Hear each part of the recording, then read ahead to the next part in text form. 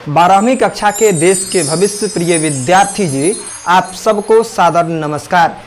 आप सब मंगलमय होंगे, आपका स्वास्थ्य मंगलमय होगा और आप लोग अपने आज का सही ढंग से उपयोग कर रहे होंगे और अपने माता पिता की नज़रों में देखते हुए, उनकी आंखों में पल रहे सपनों को देखते हुए आज अपने आज को आप अच्छे ढंग से जी रहे होंगे, ताकि आपका भी कल बेहतर हो और आपके माता पिता का भी कल बेहतर हो। तो हमारा कल बेहतर तभी होता है जब हम लोग आज के इम्पोर्टेंस को समझते हैं, अर्थात हम लोग आज पूरे मन से समय की कीमत को समझते हुए अध्ययन करते हैं। ये बातें हर रोज़ की वीडियो में कही जाती है और इन बातों का असर आपके मन मस्तिष्क पर कितना होता है यह तो आप ही जाने। यदि आप लोग इन बातों को सुनने के पश्चात भी पूरे दिन को व्यर्थ गवाते हैं, इन बातों को सुनने के पश्चात भी घंटों इंस्टाग्राम पर रील्स स्क्रॉल करके देखते हैं, इन बातों को सुनने के पश्चात भी यदि आप गेम खेलने में अपने आप को मदमस्त महसूस करते हैं, यदि इन बातों को सुनने के पश्चात भी आप पूरे दिन का समय मतरगश्ती में व्यस्त करते हैं, तो एक बात सोच लीजिए, आपका भविष्य कतई बेहतर नहीं होने वाला है। और यदि आप इन बातों को सोच करके अपने अंदर क्षणिक परिवर्तन में यदि ले आते हैं, तो निश्चित रूप से आपके अंदर भविष्य में सकारात्मक परिवर्तन आएगा। तो आपका भविष्य उज्जवल हो, आप लोग भविष्य में बेहतर करें, आप लोगों का आज बेहतर हो, ताकि आपका कल जरूर बेहतर हो और आप सब भविष्य में ऊंची सफलता अर्जित कीजिए। यही मंगल प्रार्थना विघ्नहर्ता गणेश जी से करता हूँ। इन्हीं मंगल शुभकामनाओं के साथ एक बार पुनः हाजिर हूँ आपके बीच में एक और अध्याय लेकर के 12वीं कक्षा के काव्य खंड का अध्याय नंबर 5। अध्याय का नाम कवित है और इसके रचयिता हैं साहित्य जगत के अनमोल सितारे भूषण जी। अब भूषण जी ने इस कवित में बताया क्या है, तो इस बात को सुन लीजिए। कवित एक ऐसा काव्य खंड का हिस्सा जिसमें कि उन्होंने छत्रपति शिवाजी और छत्रसाल की तलवार की विशेषताओं के बारे में इन्होंने बताया कि छत्रसाल की तलवार और छत्रपति शिवाजी की वीरता कितनी भयावह थी कि उनकी वीरता को देख करके सभी नतमस्तक थे। शिवाजी के वीर रस की, शिवाजी की वीरता का बखान का सुंदर संयोजन इस पाठ में किया गया है। इस पाठ में दो रसों का प्रयोग कहीं न कहीं कहा जा सकता है कि किया गया है। प्रथमतः वीर रस और दूसरा रौद्र रस। तो इन रसों के आधार पर इन दोनों की विशेषताओं के बारे में बताया गया है, छत्रसाल की तलवार के विषय में और छत्रपति शिवाजी के बारे में। अब इस पाठ से जो महत्वपूर्ण प्रश्न हैं उन प्रश्नों की ओर हम लोग चलते हैं। इस पाठ से प्रथम महत्वपूर्ण प्रश्न है कि शिवाजी की तुलना भूषण ने किन किन से की है। तो लिखेंगे शिवाजी की विशेषताओं के बारे में बताते हुए शिवाजी की तुलना भूषण ने इंद्र से, पवन से, परशुराम से और इंद्र से, पवन से, परशुराम से तथा एक ततक्ष और एक अनमोल वीरता से ओतप्रोत शख्सियत से की है। इसके पश्चात अगला इंपॉर्टेंट प्रश्न है कि शिवाजी की तुलना भूषण ने मृगराज से क्यों की है। तो लिखेंगे भूषण ने शिवाजी की तुलना मृगराज से इसलिए की है क्योंकि जिस प्रकार जंगल का राजा मृगराज, अर्थात जंगल का राजा कौन होता है, शेर होता है, जो कि कितने भी विशालकाय जो यदि कोई जीव है उस पर भी शेर का आक्रमण, शेर का कहीं न कहीं प्रहार वो भारी पड़ता है। तो जिस प्रकार जंगल का राजा शेर होता है और शेर जो है वो सब पर राज करता है आदि अन्य जानवरों पर, ठीक उसी प्रकार शिवाजी जो थे वो मलेच्छ अर्थात अंग्रेजों पर राज करते थे और उनकी वीरता के समक्ष अंग्रेज भी नतमस्तक रहते थे।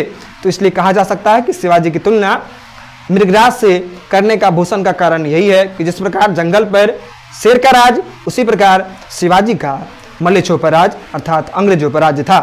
इसके पश्चात अगला इंपॉर्टेंट प्रश्न है कि छत्रसाल की तलवार कैसी है। तो लिखेंगे छत्रसाल की तलवार सूर्य के समान अत्यंत प्रलयंकारी और शत्रुओं के प्राण को हारने वाली थी। जिस प्रकार सूर्य की प्रखर किरणों को देखना अत्यंत भयावह होता है, उसको हम लोग खुली आंखों से देखें तो हो सकता है कि हमारा आंख चौंधिया जाए अथवा हम लोग देखने की क्षमता कहीं खो दे। ठीक उसी प्रकार जब छत्रसाल की तलवार निकलती थी तो ऐसा लगता था कि सूर्य की प्रलयंकारी वो किरण आ रही है और सीधे लोगों का भक्षण कर रही है। इसके पश्चात अगला इंपॉर्टेंट प्रश्न है, व्याख्या करें लागति लपकई कंठ बैरिन के नागिन सी रुद्रहि रेझाव दे मुंडन के माल को। क्या लिखेंगे प्रस्तुत पंक्ति के माध्यम, प्रस्तुत पंक्ति पहले लिया कहाँ से है वो लिखेंगे हम लोग। लिखेंगे प्रस्तुत पंक्ति कवित्व से ली गई है जिसके रचयिता भूषण है और भूषण ने इस पंक्ति के माध्यम से कहा है कि लागत लपकई कंठ बैरन के नागिन से रुद्र रेझाव दे मुंडन के माल को। प्रस्तुत पंक्ति के माध्यम से छत्रसाल की तलवार के बारे में बताते हुए कहा गया है कि लागत लपकई कंठ के नागिन से, जब छत्रसाल की तलवार निकलती थी और छत्रसाल की तलवार जब शत्रुओं के गले पर चलती थी तो ऐसा लगता था कि नागिन जो है शत्रुओं के गले पर मर्रा रही है और शत्रुओं को डस रही है, शत्रुओं को डस करके उसके प्राण को हर रही है और रुद्र को अर्थात शिव को प्रसन्न किया जा रहा है।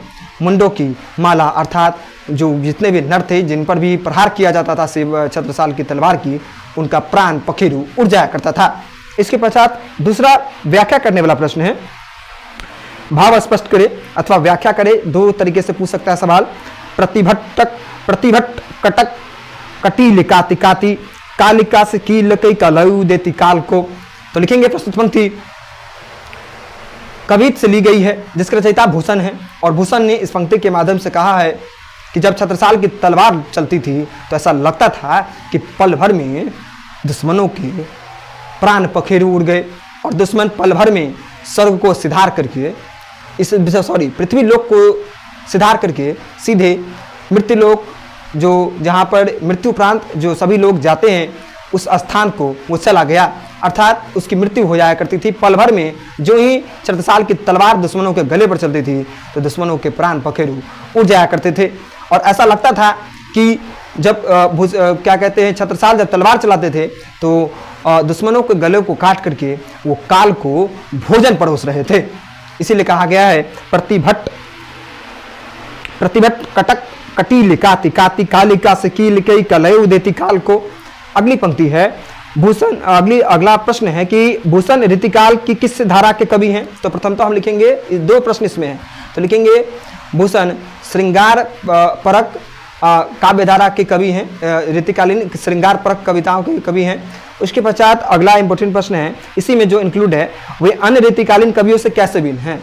तो लिखेंगे वो अन्य रीतिकालीन कवियों से इसलिए भिन्न हैं क्योंकि उन्होंने श्रृंगार परक कविताओं का में अलंकार का इतना सुव्यवस्थित ढंग से प्रयोग किया जितना कि बाकी अन्य रीतिकालीन कवियों ने नहीं किया, इसीलिए अन्य यह रीतिकालीन कवियों से भिन्न है। तो आप सब मन से पढ़ते रहिए, अपने माता पिता के सपनों को साकार कीजिए और एक दिन इतना शानदार सफलता अर्जित कीजिए कि आपको स्वयं राज्य के महामहिम आपको सम्मानित करे, देश के राष्ट्रपति आपको बुलवाएं और आपको सम्मानित करें, अर्थात आपकी छवि, आपकी ख्याति राज्य स्तर पर, समाज स्तर पर नहीं बल्कि देश स्तर पर हो। इसके लिए आज का सही ढंग से उपयोग कीजिए। बड़े सपने सोने वक्त नहीं देखिए, खुली आंखों से देखिए और खुली आंखों से जो सपने देखिए उसको खुली आंखों से और इन दो भुजाओं से और अपने इस भगवान ने जो खोपड़ी दिया है इस खोपड़ी का सदुपयोग करके पूरा कीजिए, जरूर सफलता मिलेगी। सफलता ही नहीं बल्कि एक ऐसी सफलता मिलेगी जो आपको खुशी देगी, आपको सुकून देगी और आपके हिस्से में बेइंतहा सफलता देगी। धन्यवाद।